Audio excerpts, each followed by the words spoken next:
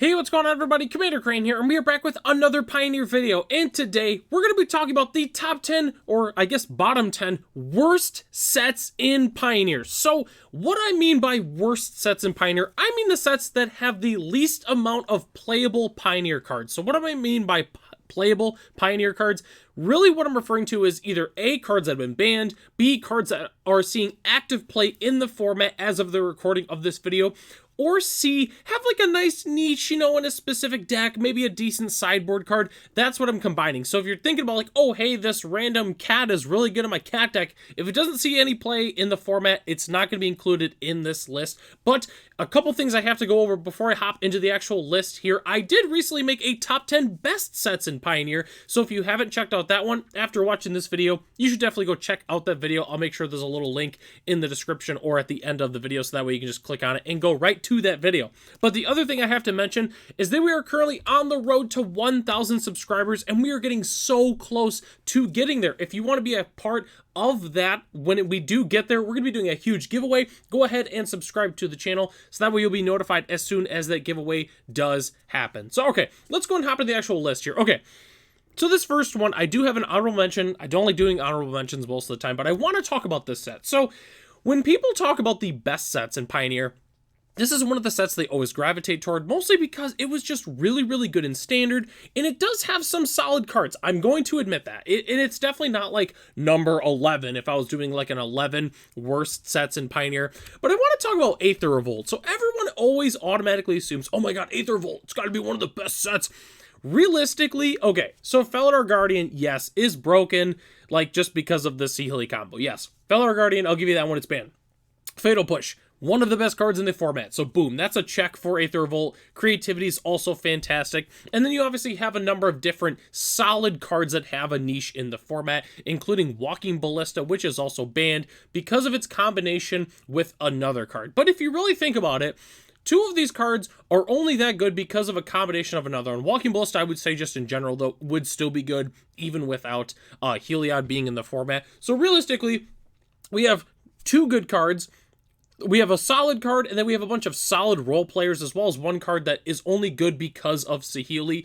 So overall, I mean, this set is good, but it's not as good as people like to think it is, and that's why Aether Revolt is my honorable mention on this list. So, okay, let's go ahead and hop into the actual list. Number 10, I have Strixhaven School of Mages. There is, again, solid cards in this set. Like, obviously, you have Go Blank, Expressive Iteration, Pestilent Cauldron, which was really good with Karn, but more so because Karn was really good, not so much that Pestilent Cauldron is really, really good. And then you have some solid good cards. You have Elite Spellbinder, Strict Proctor, Witherbloom Command, Prismari Command, and Vanishing Verse are all solid in their own right, but there's just a lot of cards that really just aren't good in the format and don't see any play. And again, it's not that this set is horrible, it's just that, it's number 10, and as we go through these sets, it's going to get worse and worse. And obviously, I'd say Strixhaven is still a recent set. It's not that it's really that old. As we go down the list, a lot of these sets are going to be older, spoiler alert, which makes sense just because the sets didn't have as many good cards just because of overall power creep and everything. So Strixhaven is number 10 on the list. All right. Number 9, I have a set that I'm personally a big fan of, and that's Magic 2014 Core Set. I do like this set. Again, there is some solid cards here. You obviously have cards like Brave the Elements, Elvish Mystic was first printed in this set, Mutavault, and then you have some solid good cards that have a nice role in the format, like Imposing Sovereign, Tidebinder Mage, Young Pyromancer, Gladecover Scout, Scavenging Ooze, as well as all the different slivers that are in the format. And again, similar to Strixhaven, it's not that the set is really that bad, it's just that, it hasn't aged that well. There are some other cards in the format, or in this set, that used to see play in the format, but really don't anymore. So I have to mention, like, Core Set for 2014 has solid cards in its own right, but it still makes the list at number 9. Number 8, I have actually the most recent set on this list, and that set is the Brothers War. So, relatively similar to Aether Revolt, it does have solid cards. I would say in terms of, like, at least playable cards, this is the set that has the most on this list. But realistically, if you look into it, it's really not that good. I mean, you have Recruitment Officer, which is just a 2-1 for 1 soldier that has a nice activated ability, but there's like cards like Soldier of the Pantheon and other cards that humans could play. You have Go for the Throat, a really good Doomblade, but there's like 20 other Doomblades you could play. Cityscape Leveler, I would say, is probably arguably the best card in the actual set in terms of playability, but then you have like a lot of role cards like Misery Shadow, sees some play. Brotherhood's End competes with Anger the Gods, sees some play. Obliterating Bolt sees some play. Scrapwork Mutt, it's okay in Greasefang. Audacity is just an okay card. Obstinate Bailiff, okay card. Third Path Iconoclast sees play in like Pyromancer decks, and that's about it. And it did introduce the Pain lands, at least a lot of the ones that were not legal beforehand. So I mean, there is cards that do see play in this set, but the reason I kind of ranked it number 8, at least in terms of lower on the list compared to the 2014 core set in Strixhaven, is the fact that it's a newer set. So the fact that it's, you know, kind of being considered on here in terms of being a new set is something I did consider. So it being number 8 on the list, I feel like makes a lot of sense. Okay, so number 7, and I'll be honest with you, I'm not going to beat this dead horse any more than it already has. It's March of the Machine Aftermath. So here's the thing with March of the Machine Aftermath. Obviously, if you look at the list here, there's really only 5 cards that really have impact in Pioneer. The ones that are on here are pretty solid. Coppercoat Vanguard, solid card in Humans.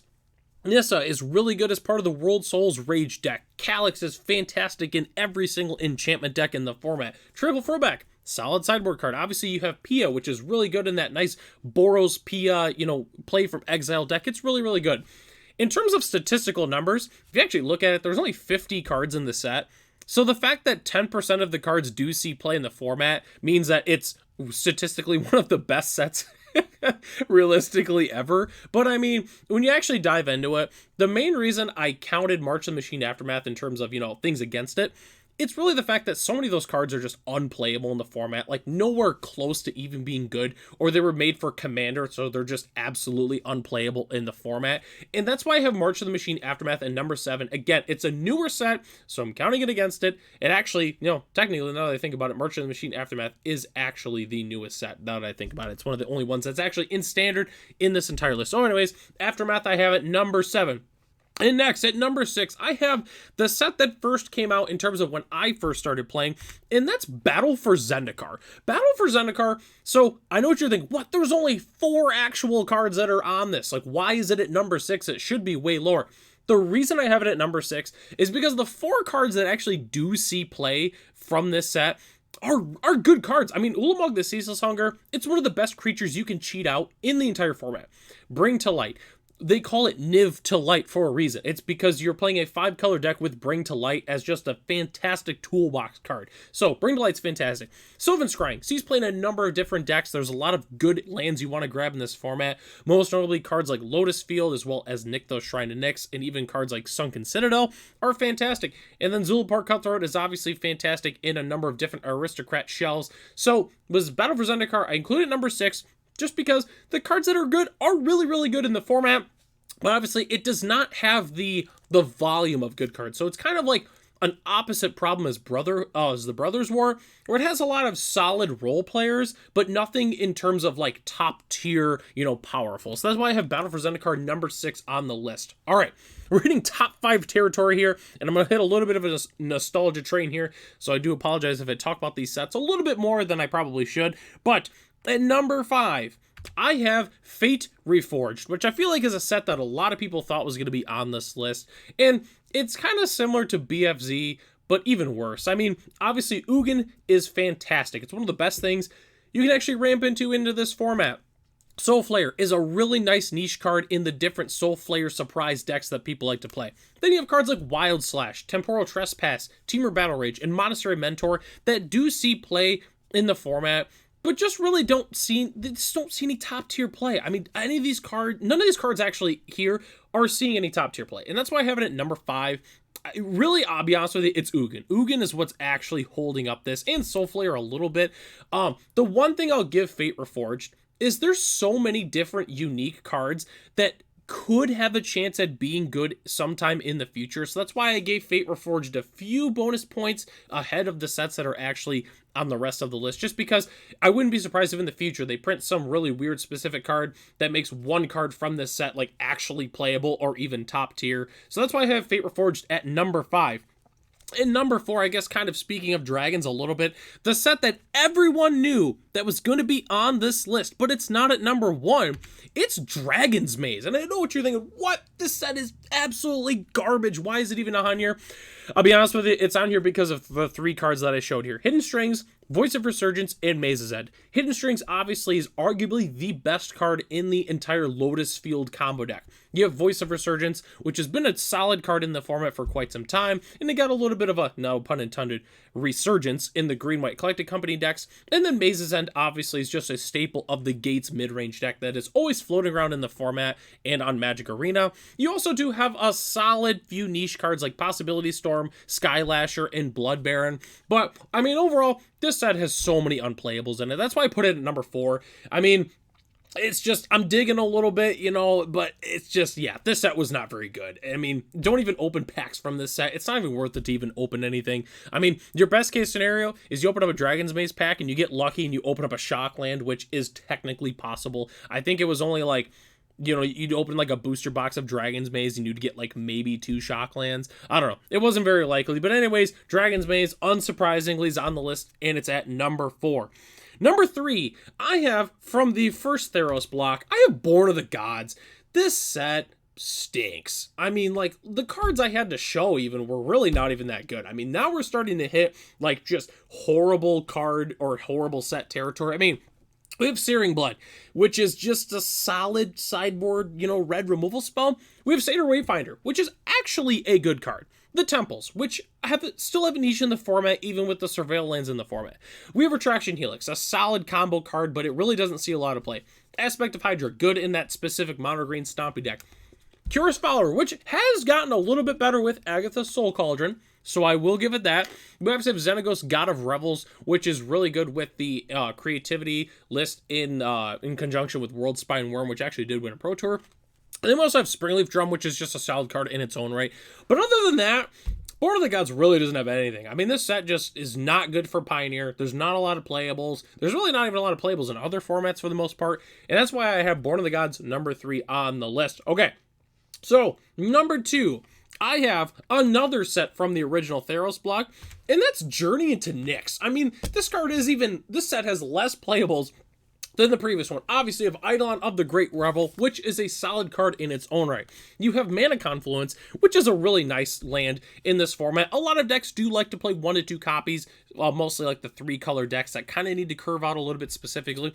Then you just have a bunch of niche okay cards. Obviously, you have Basara Tower Archer, which is okay, I guess, in the Hexproof decks. You have Triton Shorestalker, which is really just good in the, like, specific mono blue merfolk, or, like, when you play Curious Obsession kind of thing. It's just okay. You have Eidolon of Blossoms, which is okay. And you have the Temples, which, again, like I said on the previous slide, do see some play in the format.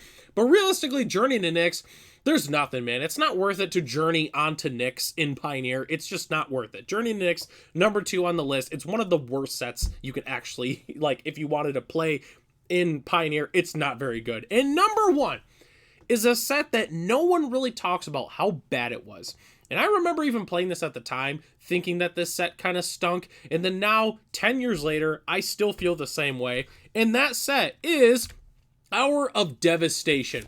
There is no good cards in this set for Pioneer. The only card that really sees any sort of play is Ramunap Ruins, which is a very good card. It was banned in Standard at one point.